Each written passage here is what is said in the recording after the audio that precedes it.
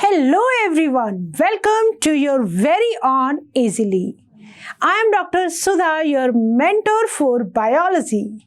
So, in our class 12th, what we are going to continue today.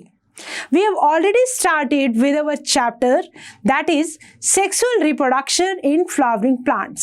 हमने अपनी पिछली class में flower के स्ट्रक्चर को समझा और हमने माइक्रोस्पोरोजेनेसिस को समझा, ठीक है। और आज हम क्या करने वाले हैं, आज हम बात करेंगे मेगास्पोरोजेनेसिस की। माइक्रोस्पोरोजेनेसिस से क्या बना था, microspore that is pollen grain, और पोलन ग्रेन के अंदर ही हम बाद में देखेंगे कि जो जनरेटिव न्यूक्लियस है वो डिवाइड करके क्या बना देता है, दो मेल गैमीट्स, ठीक है। तो हमारे पास फॉर सेक्सुअल रिप्रोडक्शन के लिए मेल गैमीट रेडी हो चुके थे by the process of microsporogenesis. और अब हमें क्या देखना है, मेगास्पोरोजेनेसिस के अंदर मतलब the development of that is the formation of megaspore. Megaspore क्या है, it is the female gamete. क्या है, फीमेल गैमीट, ठीक है। तो देखो हमने डिस्कस किया था, हमने फ्लावर का स्ट्रक्चर बनाया था, ठीक है। और उस फ्लावर के स्ट्रक्चर में हमने क्या क्या डिस्कस किया था, that it is a thalamus, basic सी बातें हमने की थी। और एक हमने सेंटर में सबसे अंदर वाला जो वर्ल है दैट इज पिस्टिल। और पिस्टिल को हमने क्या बोला, बहुत सारी अगर मैं पिस्टिल्स को कंबाइन कर दूं तो that will be known as gynoecium और द फीमेल रिप्रोडक्टिव पार्ट, ठीक है। तो इसके अंदर हमने क्या क्या डिस्कस किया था, हमने ये देखा दैट स्टिग्मा एक होता है landing platform, stigma is a landing platform. Then हमने पढ़ा था स्टाइल के बारे में, एक लॉन्ग सी नेक लाइक स्ट्रक्चर है दैट इज स्टाइल, और नीचे एक जो बल्जिंग पार्ट है विच वॉज ओवरी, ठीक है। अब हमें आज क्या बनाना है, हमें बनाना है मेल गैमीट। तो जब हमें फीमेल गैमीट बनाना है, जब हमने मेल गैमीट बनाया था तो हमने एंथर का कट सेक्शन देखा था, और हमने क्या देखा था कि एंथर के अंदर क्या थे, that is a bilobed, that is डाइथिकस, और उसके अंदर 4 माइक्रोस्पोरेंजिया थे, राइट। और उन माइक्रोस्पोरेंजिया के अंदर क्या बने थे, माइक्रोस्पोर्स। मैच्योर होके पोलन ग्रेन्स जो डेहिसेंस कर जाते हैं from the point of dehiscence. आज हमें समझना है किसके बारे में, गाइनोशियम के बारे में, ठीक है। तो ये मिलके क्या बन गया बेटा, पिस्टिल, है ना, दिस इज पिस्टिल।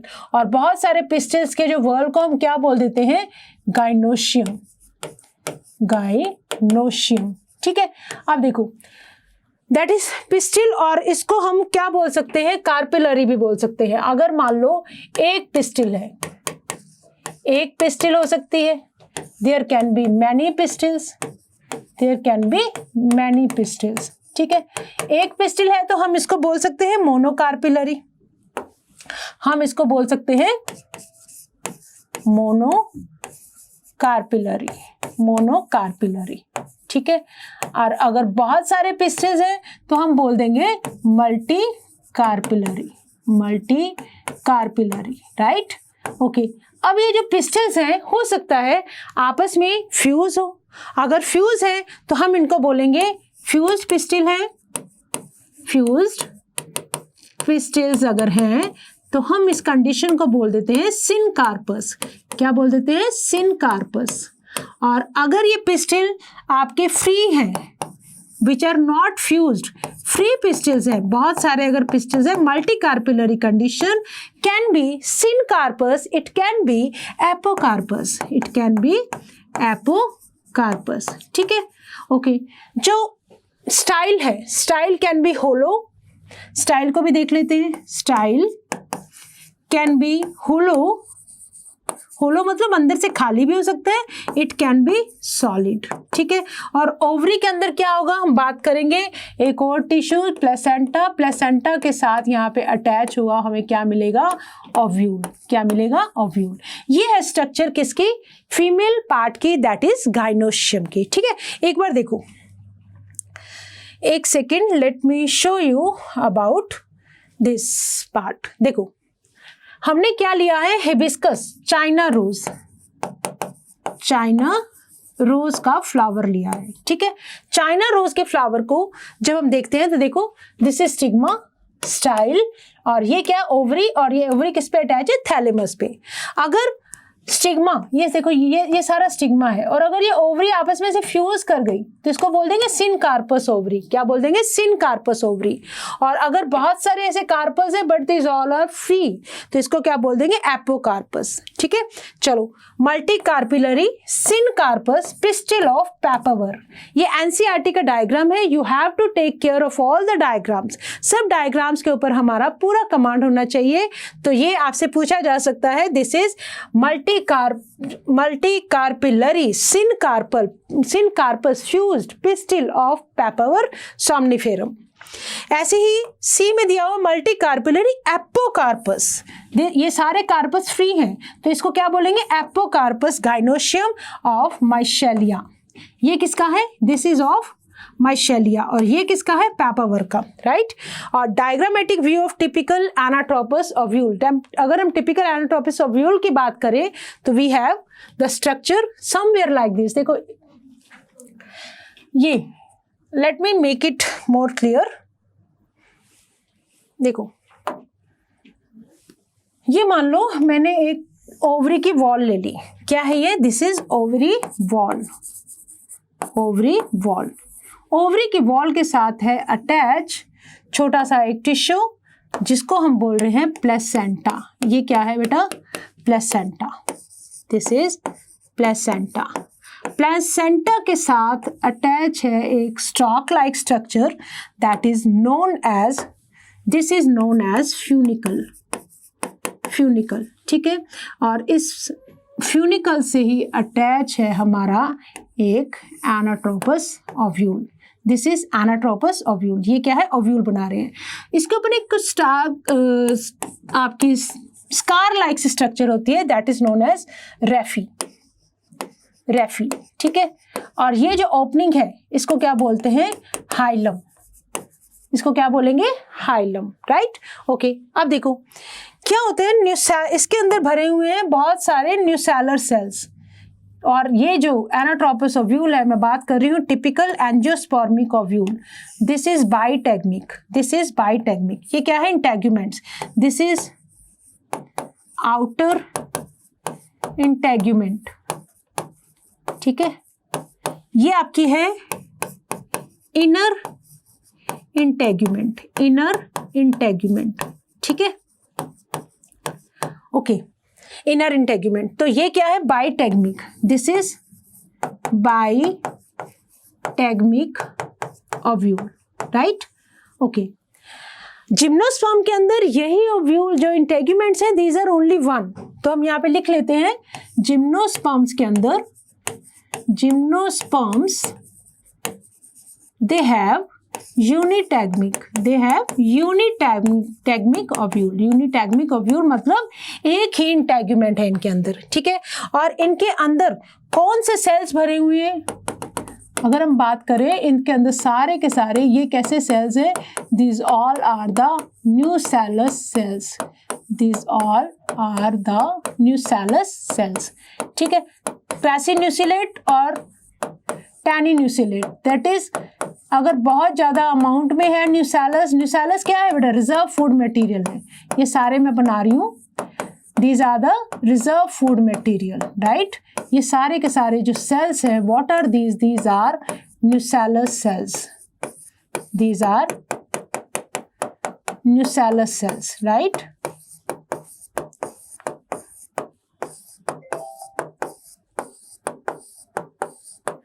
ये कौन सा एंड है? This is micropylar end. Micropylar end की तरफ से यहाँ पे आपको दिख रही है ओपनिंग सी। इसके अपोजिट कौन सा एंड हो गया? ये केलाजल एंड। कौन सा एंड है ये? Chalazal end. ये कौन से सेल्स हैं? These are the cells of nucellus, ठीक है। चलो, ये है एक टिपिकल एनाट्रोपस ओव्यूल का स्ट्रक्चर। This is are typical anatropous ovule. देखो अब इसको थोड़ा सा ऐसे यूं करके देखो तो व्हाट इज दिस? बीच में एम्ब्रेस है, कभी हम बनाएंगे उसकी बात नहीं कर रहे। न्यूसेलस है। ये कौन सी? This is inner integument. ये कौन सा है? Outer integument. इनर इंटेग्यूमेंट या आउटर इंटेग्यूमेंट, राइट। जो ओपनिंग है इसको ऐसे दिखाया गया है। तो this is the micropylar end, this is micropylar pole, ठीक है, और जिससे ये अटैच है स्टॉक लाइक स्ट्रक्चर, इसको बोलते हैं फ्यूनिकल, और इस ओपनिंग को बोलेंगे हाइलम। और यही हम बनाएंगे कि एम्ब्रियो सैक कैसे बनेगा माइक्रोपाइलर एंड की तरफ, और इसके जो अपोजिट है वो कौन सा है, कैलाजल पोल। तो ये हमने बात की किसके बारे में, गाइनोशियम के बारे में, ठीक है। तो अब हमें बनाना है कि कैसे मेगास्पोर डेवलप होता है, कैसे मेगास्पोर डेवलप होता है। चलो आगे आओ। हाँ, सबसे पहले देखो पिस्टिल और इसकी बात कर लेते हैं। द पिस्टिल मेगास्पोरेंजियम मतलब ओव्यूल, जिस बॉडी के अंदर मेगास्पोर बनेगा उसको क्या बोलेंगे, मेगास्पोरेंजियम या ओव्यूल, ठीक है। और एम्ब्रियो सैक अपने बनाने जा रहे हैं। सबसे पहली बात देखो, 1 मिनट, ओके। अब क्या होगा, चलो यहीं पे आते हैं। देखो माइक्रोपाइलर एंड की तरफ, माइक्रोपाइलर एंड की तरफ जो ये न्यूसेलर सेल है, this all are diploid, this all are diploid cells. Nucellus के सेल कैसे हैं बेटा, डिप्लॉयड सेल्स है। तो माइक्रोपाइलर एंड की तरफ इतने सारे न्यूसेलस सेल्स की तरफ से कोई एक क्या बन जाता है, फंक्शनल मेगास्पोर। फॉर एग्जांपल ये बन गया, this is the functional megaspore mother cell, ठीक है। तो ये बना देते हैं यहाँ पे megaspore, megaspore mother cell, megaspore mother cell. तो इसको भी हम MMC लिख दें, और ये कैसी स्ट्रक्चर है, डिप्लॉयड। माइक्रोपाइलर एंड की तरफ न्यूसेलस सेल का कोई एक cell that becomes the functional megaspore mother cell. कुछ स्पेशलाइजेशन होता है डेंस साइटोप्लाज्म होने की वजह से, अब ये क्या बन जाएगा, मेगास्पोर मदर सेल, ठीक है। अब देखो अब क्या होगा, let us see the gynoecium, the female reproductive part of the flower. Gynoecium may consist of single pistil. तो उसके लिए हमने टर्म क्या यूज की, मोनोकार्पिलरी। हमने क्या टर्म यूज की, मोनोकार्पिलरी। और इट में have more than 1 pistil. Monocarpellary या एक से ज्यादा पिस्टिल हो जाए तो मल्टीकार्पिलरी, ठीक है। क्या बोलेंगे, मल्टीकार्पिलरी। जब एक से ज्यादा पिस्टिल होती हैं तो ये जो पिस्टिल हैं दे मे बी फ्यूज टुगेदर।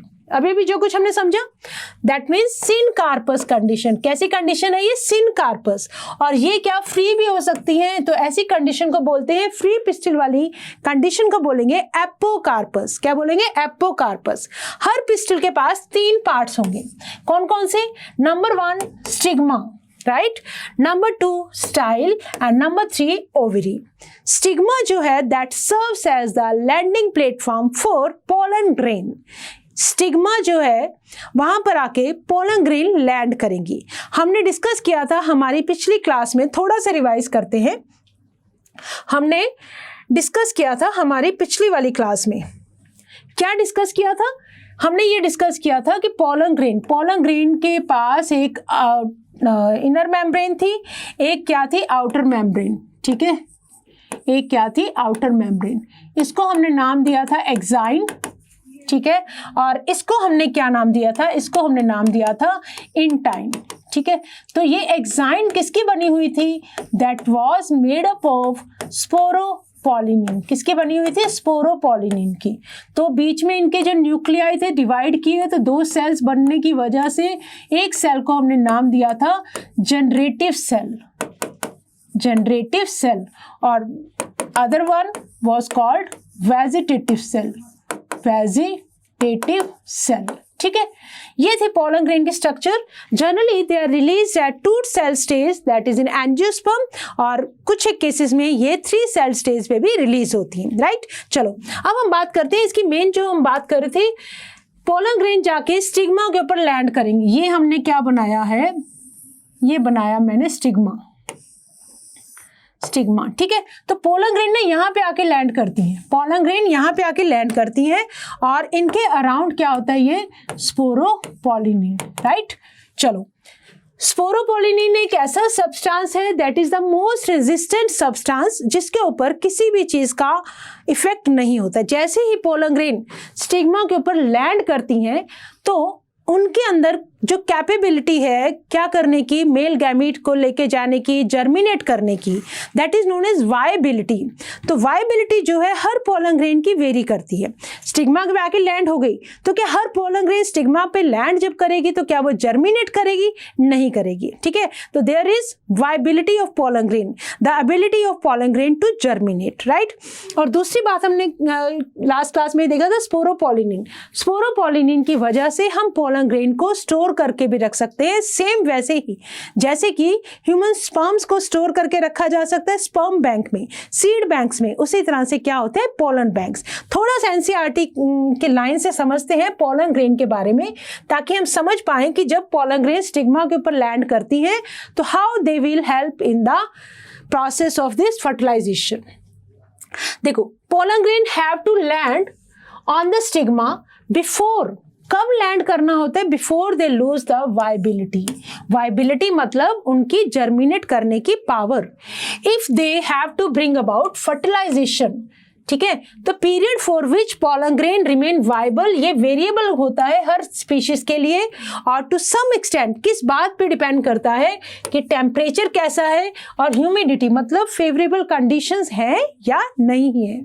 ठीक है, तो कुछ सीरियल्स की अगर हम बात करें जैसे कि राइस की, जैसे कि हम बात करें व्हीट की, पोलन ग्रेन्स क्या करती हैं? दे lose the viability with in 30 minutes. 30 minutes के अंदर अंदर वो अपनी वायबिलिटी लूज कर जाएंगे। इसका मतलब before 30 minute they have to land on the stigma of pistil. 30 minutes of their release, and in some members of Rosaceae, Leguminosae and Solanaceae उनको क्या करना पड़ता है? They maintain viability for months। ठीक है, कुछ स्पीशीज की लैंड करने से मतलब बहुत महीनों तक भी वायबल रहती है और कुछ पोलन ग्रेन को लैंड करना पड़ता है जस्ट उनके रिलीज होने के कुछ मिनट्स के बाद ही। ठीक है, तो you may have heard of storing, इसीलिए हम क्या करते हैं? स्पोरोपोलिनिन की वजह से हम पोलन ग्रेन को स्टोर करके रख सकते हैं। जैसे कि ह्यूमंस को हम आर्टिफिशियल इंसेमिनेशन में सीमेन और स्पर्म को स्टोर करके रख ले, वैसे ही हम पॉसिबल है पोलन ग्रेन को भी स्टोर करके रख सके। ठीक है, of a large number of species for years, किसमें? In liquid nitrogen 196 degree celsius पर। इस तरह की जो पोलन ग्रेन्स हैं इनको हम यूज कर सकते हैं एज अ पोलन बैंक्स, जैसे कि सीड बैंक्स, जैसे कि क्रॉप ब्रीडिंग प्रोग्राम्स। ठीक है, तो मेन चीज मैंने आपको क्या बताई? पिस्टिल के स्टिग्मा के ऊपर लैंड करने से पहले ये डिसाइड करना होगा कि जो पोलन ग्रेन है whether it is viable to germinate और नॉट, और अदरवाइज हम क्या कर सकते हैं? इनको स्टोर करके भी रख सकते हैं और आर्टिफिशियल जब हम फर्टिलाइजेशन करवाना चाहते हैं तो हम इनको आर्टिफिशियली भी लैंड करवा सकते हैं। ठीक है, चलो अब जो मेन बात हमारी आ गई कि स्टिग्मा के ऊपर क्या करती है? लैंड करती हैं। ओके, आगे आओ। Stigma serves as a landing platform, किसके लिए? पोलन ग्रेन्स के लिए। द स्टाइल, स्टाइल क्या है? Elongated slender part beneath the stigma, stigma के जस्ट नीचे एक बिल्कुल लॉन्ग स्टाइलिश नेक लाइक स्ट्रक्चर है। ठीक है, द बेसल बर्स्ट पार्ट को हम क्या बोला हमने? ओवरी, और इनसाइड द ओवरी क्या है? Ovarian cavity, that is locule बोलेंगे उसको, और जो प्लेसेंटा है वो कहाँ है? ओवेरियन कैविटी के अंदर लोकेटेड है। Arising from the placenta are the megasporangia। megasporangia को क्या बोलेंगे? वो स्ट्रक्चर जिसके अंदर मेगास्पोर बनेंगे, दैट इज ओव्यूल। तो मेगास्पोरेंजियम को हम क्या बोल सकते हैं? Ovule. The number of ovule एक ओवरी के अंदर दैट कैन बी 1, जैसे कि व्हीट, पैडी, मैंगो में, या बहुत सारे भी हो सकते हैं। एग्जाम्पल जरूर याद रखोगे, papaya, watermelon and orchids, right? Watermelon, papaya and orchids, ये कैसे हैं? इनके अंदर many ovules are found, right? तो ये हमने एक जनरल डिस्कशन किया किसके बारे में? पिस्टिल के बारे में, गाइनोशियम के बारे में, सिनकार्पस पिस्टिल, एपोकार्पस, कंडीशंस क्या होती हैं। ठीक है, आगे आओ। अब हम बात करने वाले हैं मेगास्पोरेंजियम की। हम किसकी बात करने वाले हैं? मेगास्पोरेंजियम की, जिसका हमने अभी भी डायग्राम बनाया। हमने ये देखा मेगास्पोरेंजियम, दैट इज हम बात किसकी कर रहे हैं? हम इस ओव्यूल की बात करेंगे। ये पूरी क्या है? This is complete ovary wall, ये पूरी ओवरी वॉल है और इसके अंदर ये लॉक्यूल है, ओवेरियन कैविटी, और इसके अंदर प्रेजेंट है ये क्या? Ovule, right? चलो अब देखो मेगास्पोरेंजियम को जब हम देखते हैं तो ओव्यूल क्या है, basically it is a small structure. Ovule is basically a small structure, छोटा सा ओव्यूल है, किसके अंदर, ओवरी के अंदर। किसके अंदर, ओवरी के अंदर। Attach to the placenta, placenta से अटैच्ड है बाय मीन्स ऑफ स्टॉक। अभी अभी हमने समझा फ्यूनिकल क्या होता है, ठीक है। और जो बॉडी ऑफ ओव्यूल है वो फ्यूज करती है फ्यूनिकल के साथ, कौन से रीजन में, हाइलम। फिर से देखो एक बार डायग्राम को, फिर से देखो एक बार डायग्राम को। ये ओव्यूल है, ये ओव्यूल किससे अटैच है, स्टॉक लाइक स्ट्रक्चर से। ओव्यूल किससे अटैच है, दिस स्टॉक लाइक स्ट्रक्चर के साथ। इसको हमने क्या बोला, फ्यूनिकल। और इस ओपनिंग को क्या नाम दिया हमने, हाइलम। इस टिश्यू का क्या नाम रखा हमने, प्लेसेंटा। इस टिश्यू का हमने क्या नाम रखा, प्लेसेंटा। तो अब देखो fuses with the funicle in a region called the hilum. Thus, hilum की definition को याद रखोगे, it represents the junction between ovule and funicle. Ovule and funicle के बीच में जो जंक्शन शो हो रहा है दैट इज हाइलम, ठीक है। और हमने क्या देखा, हर ओव्यूल के पास एक या दो प्रोटेक्टिव कवरिंग्स हैं जिनको हमने बोला इंटेग्यूमेंट्स। हमने क्या बोला, इंटेग्यूमेंट्स। एंजियोस्पर्म्स के पास जनरली इट इज बाइटेग्मिक ओव्यूल, मतलब दो इंटेग्यूमेंट्स होंगे। कितने इंटेग्यूमेंट्स होंगे, दो, एक आउटर और एक inner. Integuments encircles the nucleus except at the tip, except at the tip। ध्यान से देखो बेटा इस डायग्राम को, except at the tip। ये क्या है, ये इंटेग्यूमेंट्स हैं, ये जो मैं कर रही हूँ, these are the integuments, these are the integuments. But देखो इस वाले रीजन पे नहीं है, माइक्रोपाइल वाले रीजन पे नहीं है ये इंटेग्यूमेंट्स, ठीक है। ये मैंने बनाया था आउटर और ये मैंने बनाया था, सॉरी, इनर और आउटर। और except at the tip there is no integument, right? तो there are two protective covering except at the tip where a small opening, जिसको हम बोलेंगे माइक्रोपाइल, दैट इज ऑर्गेनाइज्ड। और अपोजिट द माइक्रोपाइल कौन सा end था, that is chalazal end, जो represent करता है basal part of the ovule. क्या रिप्रेजेंट करता है, basal part of the ovule. फिर से देखो एक बार डायग्राम को, सी दिस वन डायग्राम है ना, अब आपको समझ में आएगा ये, that is the basal part. ये क्या है बेटा, बेसल पार्ट। और माइक्रोपाइलर क्या है, टॉप पर। यहाँ पे इंटेग्यूमेंट्स नहीं होते हैं तो एक ओपनिंग बन जाती है, उस ओपनिंग को बोलते हैं माइक्रोपाइलर ओपनिंग या माइक्रोपाइल, राइट। चलो अब देखो मेगास्पोरेंजियम हमने पढ़ा, अब पढ़ते हैं न्यूसेलस। न्यूसेलस के जो सेल्स हैं, न्यूसेलस के जो सेल्स हैं enclosed with in the integuments, हमने बहुत सारे सेल्स बनाए थे और उन सेल्स के मास को क्या बोलेंगे, हम बोलेंगे न्यूसेलस। न्यूसेलस, न्यूक्लियस नहीं बोलना। बहुत सारे बच्चे इसको स्पेलिंग्स भी न्यूक्लियस के लिख देते हैं, ध्यान से याद करोगे, NUCELLUS, न्यूसेलस, ठीक है। तो okay, cells of the nucellus have abundant reserve food materials. Located in the nucellus is the embryo sac or female gametophyte. An ovule generally has a single embryo sac formed from a megaspore. क्या बोला मैंने, ovary बनाई, ovary से attach किया, what, funicle, funicle से attach है ovule. Ovule कैसा है, ओव्यूल हमारे पास है बाइटेग्मिक। ओव्यूल कैसा है, बाइटेग्मिक। इसके पास दो इंटेग्यूमेंट्स हैं, ठीक है। और ये वाली ओपनिंग को हमने क्या बोला, दिस इज हाइलम। ये क्या है, फ्यूनिकल। और ये टिश्यू कौन सा था, ये दिस वन प्लेसेंटा, राइट। और इसके अंदर सारा ये इंटेग्यूमेंट्स क्या इंसर्कल कर रहे हैं, this are encircling the nucellus. ये सारे न्यूसेलस हैं और जनरली माइक्रोपाइलर एंड की तरफ यहाँ पर क्या बनेगा हमारे पास, embryo sac. This one is the embryo sac, ये। और जनरली अब हमें यही देखना है कि एम्ब्रियो सैक कैसे बनता है, ठीक है। What we have to see, हमें यही देखना है कि ये जो एम्ब्रियो सैक है, how it is formed, how this embryo sac is formed. This is what, embryo sac, ठीक है। और ये कौन से सेल्स बने थे, these are nucellus cells, ठीक है। तो एम्ब्रियो सैक जनरली कहाँ से बनता है, formed from a megaspore, right. चलो आगे देखो, प्रोसेस ऑफ मेगास्पोरोजेनेसिस को शुरू करने जा रहे हैं अपने, तो एक बार यहां से अलग से करते हैं, ठीक है। अब मैंने देखो क्या किया, माइक्रोपाइलर एंड से मैं ले रही हूं एक न्यूसेलस का सेल, और जो बन गया है मेरे पास इस वक्त मेगास्पोर मदर सेल। क्या बोला मैंने, मेगास्पोर मदर सेल। ये कैसा सेल है, it is diploid mother cell, it is diploid, it is diploid, ठीक है। अब देखो ये डिप्लॉयड है तो क्या करेगा, कौन से डिवीजन करेगा, मियोसिस। कौन से डिवीजन करेगा, मियोसिस। डिप्लॉयड नंबर मियोसिस से जब डिवाइड होगा तो नंबर क्या हो जाएगा, हाफ।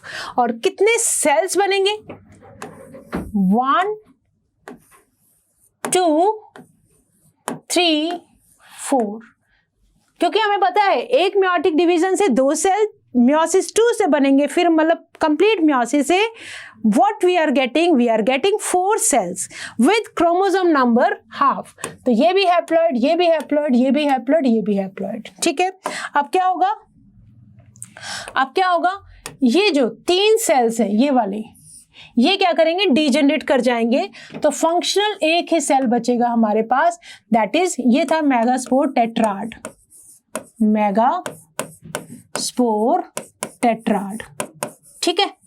अब क्योंकि मेगास्पोर टेट्राड में से 3 तो करके जनरेट, तो सिर्फ एक ही मेगास्पोर डेवलप करेगा, ठीक है। आगे तो ऐसी डेवलपमेंट को हम बोलेंगे मोनोस्पोरिक, मोनोस्पोरिक डेवलपमेंट। क्यों, क्योंकि एक ही मेगास्पोर जो है वो हमारे काम आ रहा है, बाकी तो 3 क्या कर गए, डिजेनरेट कर गए। मेगास्पोर टेट्राड में से ओनली 1 रिमेन्स फंक्शनल, राइट। तो ये बच गया हमारे पास मेगास्पोर, एक मेगास्पोर, राइट।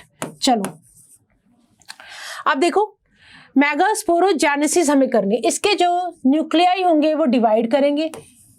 पहले न्यूक्लियस डिवाइड किया, कितने सेल्स बन गए, कितने न्यूक्लियाई बन गए, 2 वाले फिर डिवाइड करेंगे, कितने बन गए, 4 वालों ने फिर डिवाइड किया तो करके ये बन जाएंगे 8 न्यूक्लियाई, तो ये बन गए 8 न्यूक्लियाई। कितनी डिविजन्स हुई होंगी, 2 to the power 3 मतलब 8 न्यूक्लियाई, राइट। 8 न्यूक्लियाई बन गया आपके पास। धीरे धीरे ये यहाँ पे देखो ये क्या हुआ है, दिस इज कैरियोकाइनेसिस। कैरियोकाइनेसिस मतलब न्यूक्लियस का division, karyokinesis without cytokinesis, karyokinesis without cytokinesis, ठीक है। तो न्यूक्लियाई डिवाइड करते जा रहे हैं, बट इनके अराउंड अभी सेल वॉल फॉर्मेशन नहीं स्टार्ट हुआ। अब धीरे धीरे क्या होगा, साइज बढ़ा और इन न्यूक्लियाई के अराउंड साइटोप्लाज्म आना शुरू हो गया, ठीक है। तो कितने सेल्स बन गए, एक तरह से ये देखो 8 न्यूक्लियाई और सेल्स अभी अपने बनाते हैं।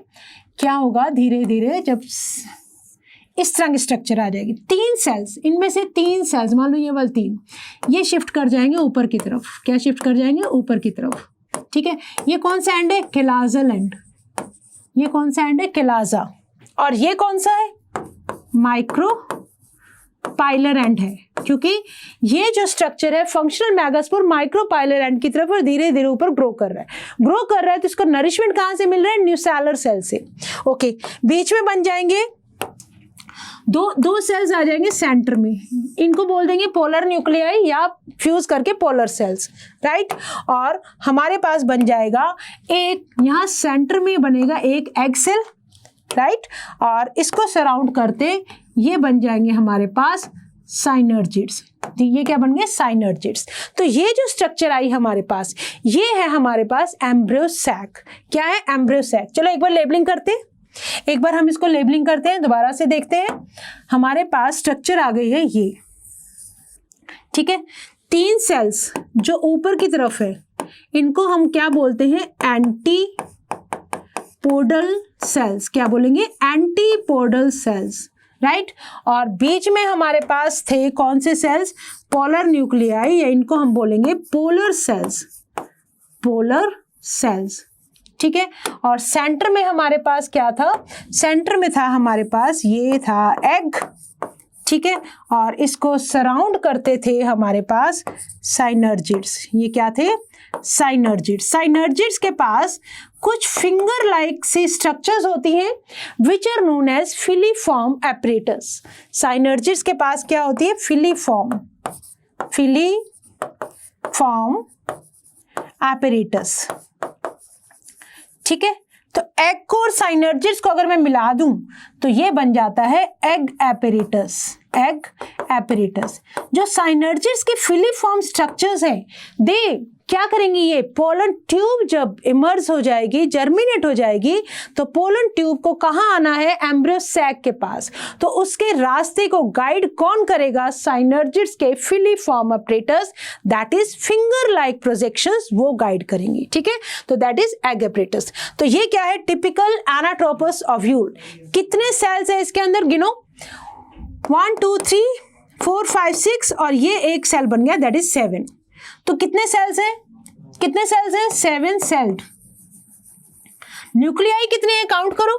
1 2 3 4 5 6 7 8।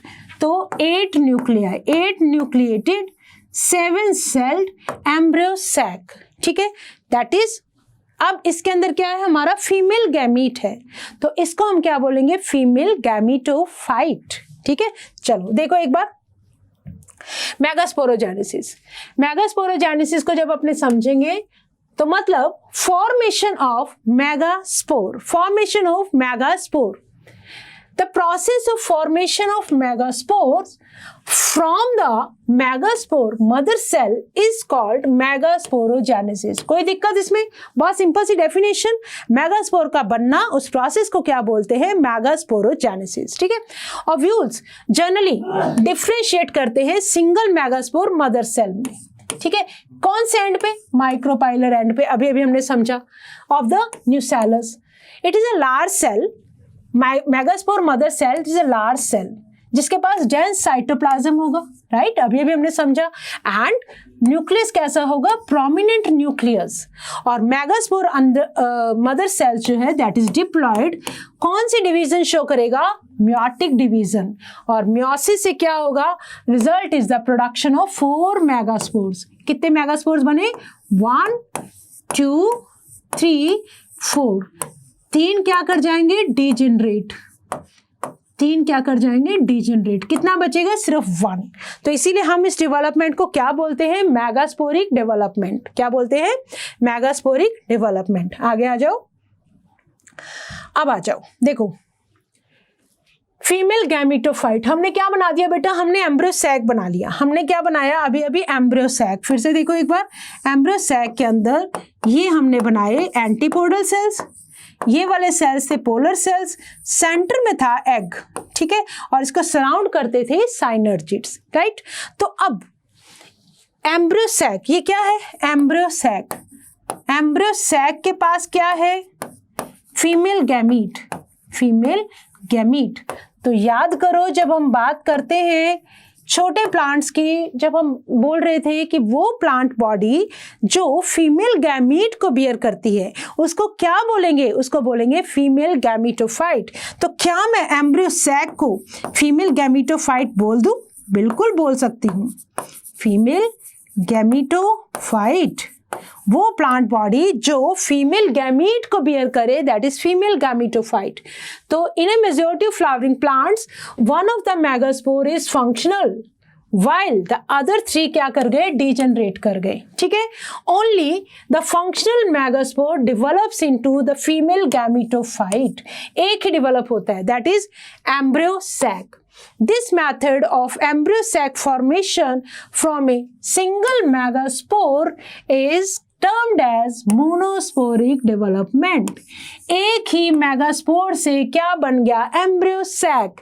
तो इसीलिए हम क्या बोलते हैं? दैट मेगास्पोरोजेनेसिस कैसा डेवलपमेंट है? It is monosporic development. It is monosporic development. तो प्लॉइडी क्या होगी बेटा इस सेल की? What will be the ploidy of cells of Nucellus? Nucellus के सेल होंगे diploid. MMC megaspore mother cell, अभी ये भी क्या है? डिप्लॉयड है। The functional megaspore, functional megaspore क्या बन गया? That is also diploid. नहीं, वो हैप्लॉइड हो जाएगा क्योंकि म्योसिस हो गया किसमें, मेगास्पोर मदर सेल में। और फीमेल गैमीटोफाइट के अंदर क्या होगा, ये बन गया एम्ब्रियो सैक, इसके सारे के सारे सेल्स क्या है, हैप्लॉइड। ठीक है, आई होप हमें यहां तक क्लियर है। चलो एक बार देखो, फिर से एनसीईआरटी के लाइंस को जरूर पढ़ेंगे। The nucleus of the functional megaspore, जो भी एक न्यूक्लियस फंक्शनल मेगास्पोर का जो न्यूक्लियस था वो कैसे डिवाइड किया, हमने देखा माइटोटिकली डिवाइड किया। कितने डिविजन होंगी, पहले 2 न्यूक्लियाई बने, फिर वो मूव कर गए अपोजिट पोल्स की तरफ, forming the 2 nucleate embryo sac. सबसे पहले बनता है बेटा 2 न्यूक्लिएटेड एम्ब्रियो सैक। ठीक है, उसके बाद फिर और माइटोटिक डिविजन होंगी, और माइटोटिक डिविजन होंगी तो 2 और हो गई। ठीक है, उससे क्या हुआ, 4 न्यूक्लिएट बन गए। क्या बन गए, 2 बने फिर 4 बने, और लास्ट में जब माइटोसिस पूरी होने के बाद कितने न्यूक्लियाई बन गए, that is 8 nucleated stage of embryo sac. These mitotic divisions are free nuclear, strictly free nuclear। क्यों, कैरियोकाइनेसिस हो रहा है विदाउट साइटोकाइनेसिस। कैरियोकाइनेसिस न्यूक्लियस का डिवीजन बिना साइटोप्लाज्मिक डिवीजन के, तो न्यूक्लियाई डिवाइड करते जा रहे हैं, ऐसी डिविजन्स को बोलेंगे free nuclear divisions, right. Okay, that is nuclear divisions are not followed immediately by cell wall formation। जैसे ही 8 nucleated stage खत्म होगी, cell walls are laid down, leading to the organization of typical female gametophyte और embryo sac। कौन सा diagram बनेगा, वही antipodal cells, polar sales और egg and synergids। 6 of the 8 nuclei are surrounded by cell walls। ठीक है, and organised into sales, और remaining 2 जिनको हमने सेंटर में रखा था वो क्या थे बेटा, पोलर न्यूक्लियाई। वो कहाँ बनेंगे, situated below the egg apparatus in the large central cell. ठीक है, there is a characteristic distribution of cells within the embryo sac. 3 cells group together at the micropylar end, और क्या बना देंगे, वो बना देंगे एग एपरेटस। क्या बना देंगे, एग एपरेटस। ठीक है, चलो एग एपरेटस के अंदर क्या हुआ, 2 साइनर्जिड्स आ गए, साइनर्जिड्स और 1 एग सेल, 2 साइनर्जिड्स और 1 एग सेल। साइनर्जिड्स के पास स्पेशल सेलुलर थिकनिंग होती है माइक्रोपाइलर टिप की तरफ, जिसको हमने अभी भी समझा क्या है, फिलीफॉर्म एपरेटस। क्या काम करता है, which plays an important role in guiding the pollen tubes into the साइनर्जिड्स।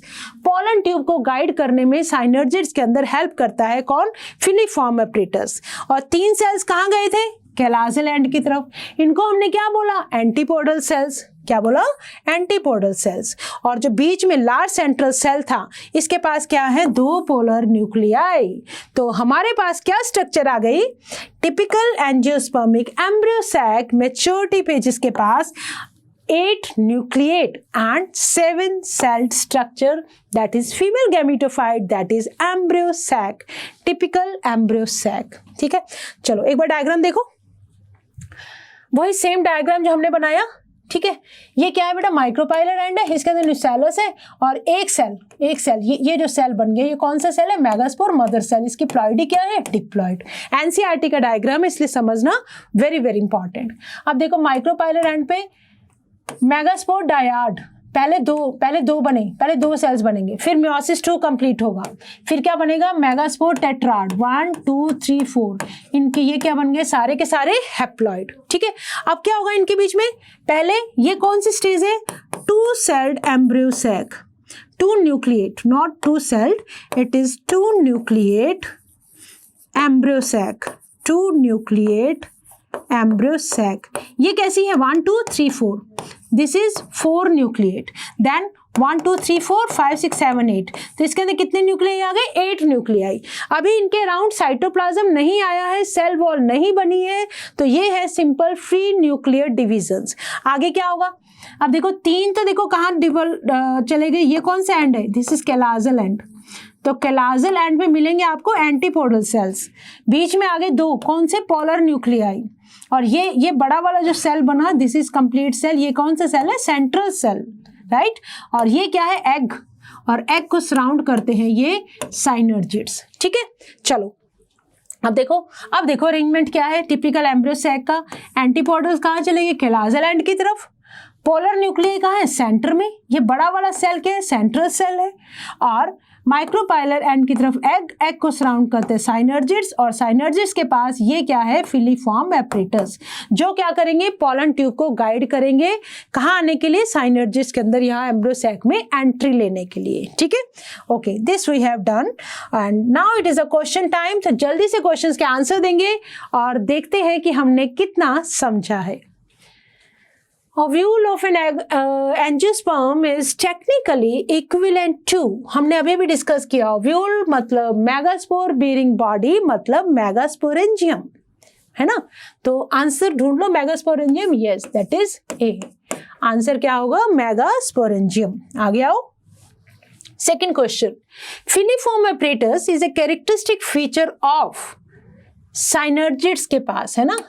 साइनर्जिड्स अभी हमने देखा, egg apparatus consist of egg and synergids. Synergids के पास क्या है बेटा, फिलीफॉर्म एपरेटस। क्या काम करता है, पोलन ट्यूब को गाइड करेगा। आगे आ जाओ, next question, functional megaspore in an angiosperm develop into functional megaspore, किस में डेवलप करेगा, क्या वो एंडोस्पर्म में डेवलप करेगा, नो, अभी एंडोस्पर्म की बात नहीं करेंगे। किस में डेवलप किया, एम्ब्रियो सैक में। ठीक है, आगे आओ, नेक्स्ट क्वेश्चन, हाइलम। हाइलम क्या है, एक स्कार है, कहां पर है, the fruit where style was present, no, seed where micropyle was present, seed where funicle was attached, है ना। याद करो ये स्ट्रक्चर, प्लेसेंटा, ठीक है, और ये क्या था, स्टॉक था, दिस इज फ्यूनिकल, और ये क्या बन गया, ये है हाइलम। हाइलम से अटैच था ओव्यूल, तो बाद में ओव्यूल क्या बन जाता है, सीड बन जाता है। तो seed where funicle was attached, that means C is the right option, C answer. Okay, आगे आओ, the function of filiform apparatus is to yes guide the entry of pollen tube। ठीक है, आगे आ जाओ। Okay, with this we have completed our topic of today, that is megasporogenesis। हमने microsporogenesis को complete किया, हमने मेगास्पोरोजेनेसिस को कंप्लीट किया। मेगास्पोरोजेनेसिस कैसा डेवलपमेंट था, मोनोस्पोरिक डेवलपमेंट। ठीक है, कहाँ बनता है मेगास्पोर, फंक्शनल माइक्रोपाइलर एंड की तरफ। न्यूसैलस का कोई एक सेल फंक्शनल मेगास्पोर में कन्वर्ट हो जाता है, फिर क्या होता है, that undergo diploid megaspore mother cell undergo meiosis करके बनेंगे मेगास्पोर टेट्राड। मेगास्पोर टेट्राड में से 3 डीजनरेट हो जाएंगे, एक बचेगा जिसकी प्लॉइडी होगी हैप्लॉइड, फिर उसकी न्यूक्लियर डिविजन्स होंगी। ठीक है, तो कई न्यूक्लियर डिवीजन के बाद पहले बनेगा 2 न्यूक्लिएट एम्ब्रियो सैक, देन बनेगा 4 न्यूक्लिएट एम्ब्रियो सैक, फिर बनेगा 8 न्यूक्लिएटेड एम्ब्रियो सैक। धीरे धीरे सेल वॉल फॉर्मेशन होने के कारण सारे के सारे सेल्स अपने आप को अरेंज कर लेंगे। 3 सेल्स जाएंगे कैलाजल एंड की तरफ, that is antipodal cell. 2 cells रहेंगे सेंटर में, जिनको हम बोलेंगे पोलर सेल्स, और बिल्कुल माइक्रोपाइलर एंड की तरफ क्या रहेगा, एग, और एग को सराउंड करेंगे साइनर्जिड्स। तो हमारे पास स्ट्रक्चर आ जाएगा टिपिकल एंजियोस्पर्मिक एनाट्रोपस ओव्यूल, मतलब इस तरह ओव्यूल इस तरह से होगा मटके की तरह, उसके अंदर है एम्ब्रियो सैक, जिसको हम फीमेल गैमीटोफाइट भी बोलेंगे। क्यों, क्योंकि उसके अंदर है फीमेल गैमीट। कितने सेल्स हैं, 8 न्यूक्लिएटेड 7 सेल स्ट्रक्चर। ठीक है, तो with this it's a time to say thank you and always remember that you have to learn with a smile.